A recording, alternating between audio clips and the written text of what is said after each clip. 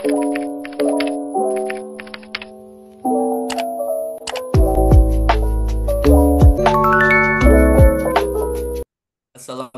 warahmatullahi wabarakatuh. Salam sejahtera untuk kita semua. Salam Om Swastiastu, Namo Buddhaya, salam kebajikan. Sebelumnya, izinkan kami memperkenalkan diri terlebih dahulu. Kami dari kelompok 5 dalam mata kuliah pengenalan bahan teknik. Di dalam tugas mata kuliah pengenalan bahan teknik, kelompok kami mendapat amanah untuk menjelaskan atau memaparkan materi yang berjudul polimer. Sebelumnya, izinkan kami dari kelompok 5 memperkenalkan diri kami masing-masing. Saya Wahyu Gusti Haryanto dengan NPM 2114071052. Izin perkenalkan diri, nama saya Putri Sabila dengan NPM 2114071048. Izin memperkenalkan diri, nama saya Siti Fadilatul Zahra dengan NPM 2114071024. Izin memperkenalkan diri, nama saya Muhammad Zikri Saputra dengan NPM 21140710042. Izin memperkenalkan diri, nama saya Englang Febriani dengan NPM 71022. Izin memperkenalkan diri, nama saya Oki Saputra dengan NPM 21140711026. Untuk materi pertama akan disampaikan oleh Saudari Putri Sabila. Pada Saudari, persilakan. Baik, jadi di sini kami akan menjelaskan tentang pengertian polimer, karakteristik polimer, ruang lingkup polimer, klasifikasi polimer, manfaat polimer, dan dampak dari polimer. Yang pertama ada pengertian dari polimer. Kata polimer berasal dari bahasa Yunani, yaitu poli dan meros. Poli artinya banyak dan meros artinya unit atau bagian. Jadi, polimer adalah makromolekul atau molekul raksasa yang tersusun dari monomer yang merupakan molekul yang kecil dan sederhana. Polimer didefinisikan sebagai makromolekul yang dibangun oleh pengulangan kesatuan kimia yang kecil dan sederhana yang setara dengan monomer, yaitu bahan pembuat polimer. Akibatnya, molekul-molekul polimer umumnya mempunyai massa molekul yang sangat besar. Hal inilah yang menyebabkan polimer memperlihatkan sifat sangat berbeda dari molekul-molekul biasa meskipun susunan molekulnya sama. Kemudian secara umum polimer itu terbagi menjadi tiga. Yang pertama, elastomer atau elastik, yang kedua serat, dan yang ketiga plastik. Karakteristik polimer. Karakteristik polimer diantaranya yaitu pertama, mudah diolah untuk berbagai macam produk pada suhu rendah dengan biaya murah. Kedua itu ringan, maksudnya bobot atau volumenya kecil.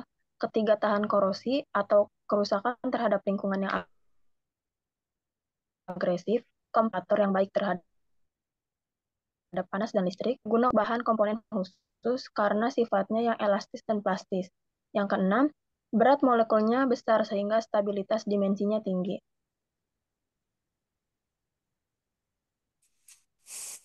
Lalu ada ruang lingkup polimer. Di sini ada dua, yaitu resin dan aditif. Resin yaitu bahan baku yang diperoleh dari industri petrokimia, dan aditif yaitu bahan tambahan dalam teknologi polimer.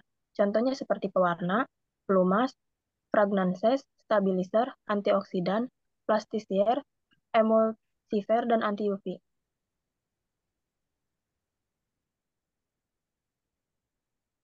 Klasifikasi polimer. Polimer diklasifikasikan menjadi 6 macam. Pertama, berdasarkan sumber. Yang kedua, berdasarkan bentuk susunan rantainya. Yang ketiga, berdasarkan reaksi polimerisasi. Yang keempat, berdasarkan jenis monomer. Yang kelima, berdasarkan sifat termal. Dan terakhir, berdasarkan aplikasinya. Berdasarkan sumber. Yang pertama ada polimer alam. Polimer alam adalah polimer yang terjadi secara alami. Contohnya zat alam, karbohidrat, protein, dan wol. Yang kedua ada polimer semisintetik. Polimer semisintetik adalah polimer yang diperoleh dari hasil modifikasi polimer alam dan bahan kimia seperti selulosa nitrat. Contoh polimer semisintetik adalah selulosa nitrat dan etil selulosa. Dan yang terakhir ada polimer sintetik. Polimer sintetik adalah polimer yang dibuat melalui polimerisasi dan dari monomer-monomer polimer. Contohnya adalah botol, kantong plastik, dan nilon. Polimer berdasarkan bentuk susunan rantainya. Yaitu ada 3. Yang pertama ada linier.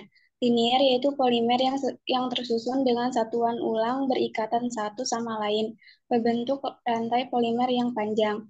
Yang kedua ada bercabang. Bercabang yaitu polimer yang terbentuk jika beberapa unit ulang membentuk cabang pada rantai utama. Yang ketiga ada berikatan silang. Berikatan silang yaitu polimer yang terbentuk karena beberapa rantai polimer yang saling berikatan satu sama lain pada rantai utamanya. Berikut, berdasarkan reaksi polimerisasi ada 2, yaitu poliadisi dan polikondensasi. Poliadisi yaitu polimer yang terjadi karena reaksi adisi.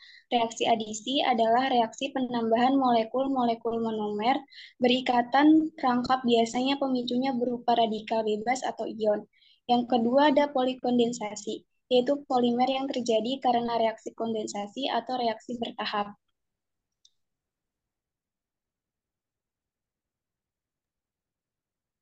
Berdasarkan jenis monomer. Jenis monomer terbagi menjadi 2, yaitu ada homopolimer dan copolimer. Homopolimer yaitu polimer yang terbentuk dari satu jenis monomer, dan copolimer yaitu polimer yang dibentuk dari 2 jenis atau lebih monomer. Berdasarkan sifat termal, yang pertama itu ada termoplastik. Senyawa termoplastik yang memiliki sifat tidak tahan terhadap panas. Contohnya botol plastik, pipa plastik, dan gantungan baju dan serat. Sifat-sifatnya antara lain tidak tahan terhadap panas jika dipanaskan melunak dan tidak meleleh titik meleleh rendah. Yang kedua ada termoset. Termoset senyawa yang tahan terhadap panas. Contohnya adalah asbak, fitting lampu, listrik, dan radio. Sifat-sifatnya antara lain keras dan kaku. Kedua, jika dipanaskan akan mengeras, tidak dapat dibentuk ulang.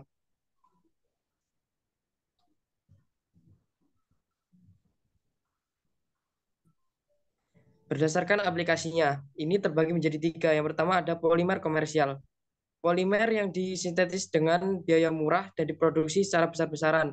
Contohnya botol plastik, karpet busa, barang mainan. Yang kedua ada polimer teknik. Polimer yang memiliki sifat unggul tetapi harganya yang mahal. Contohnya asetal, polister, poliamida, dan polikarbonat. Yang ketiga ada polimer dengan tujuan khusus, yaitu polimer yang memiliki sifat spesifik yang unggul dan dibuat untuk keperluan khusus. Contohnya alat-alat kesehatan seperti termometer atau timbangan. Di sini saya akan melanjutkan penjelasan dari saudara Oki Saputra. Manfaat polimer. Manfaat polimer ini ada 4. Yang pertama itu dalam bidang kedokteran. Dalam bidang kedokteran sendiri, banyak diciptakan alat-alat kesehatan seperti termometer, botol infus, selang infus, jantung buatan, dan transfusi darah. Terus yang kedua, dalam bidang pertanian, dengan adanya mekanisasi pertanian. Yang ketiga, dalam bidang teknik. Dalam bidang teknik sendiri diciptakan alat-alat ringan seperti peralatan pesawat. Terus yang terakhir atau yang keempat itu dalam bidang otomotif. Dibuatlah alat-alat pelengkap mobil. Next. Tadi manfaat dari polimer, selanjutnya itu dampak dari polimer. Banyak sekali dampak dari polimer ini. Yang pertama yaitu tercemarnya tanah.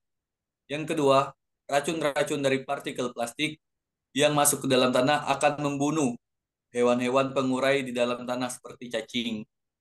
Yang ketiga, kantong plastik akan mengganggu jalur air yang terserap ke dalam tanah, yang membuat air susah untuk masuk ke dalam tanah karena jalurnya tersumbat atau terhalang oleh kantong-kantong plastik. Terus yang keempat itu menjatuhkan tanah karena plastik juga menghalangi sirkulasi.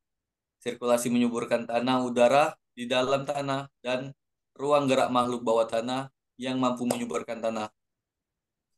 Yang kelima, hewan-hewan laut seperti lumba-lumba, penyu laut, dan anjing laut menganggap kantong-kantong plastik tersebut makanan. Sehingga hewan-hewan seperti lumba-lumba, penyu laut, dan anjing laut tersebut memakan sampah-sampah kantong plastik yang berserak-serak di laut. Dan akhirnya mati karena tidak dapat mencernanya. Ketika hewan-hewan tersebut mati, kantong plastik yang berada di dalam tubuhnya tidak akan hancur atau tidak bisa terurai, sehingga menjadi bangkai dan meracuni hewan lainnya. Terus yang terakhir itu dampak dari polimer, pembuangan sampah plastik sembarangan di sungai-sungai yang menyebabkan banjir, yang mengakibatkan pendangkalan pada sungai dan penyumbatan aliran sungai yang menyebabkan banjir, serta menebar bau busuk di sekitar aliran sungai. Next. Mungkin itu tadi penjelasan dari kami, dari kelompok 5 mengenai polimer. Lebih kurangnya kami mohon maaf. Burung Irian, Burung Cendrawasih. Cukup sekian dan terima kasih. Wassalamualaikum warahmatullahi wabarakatuh.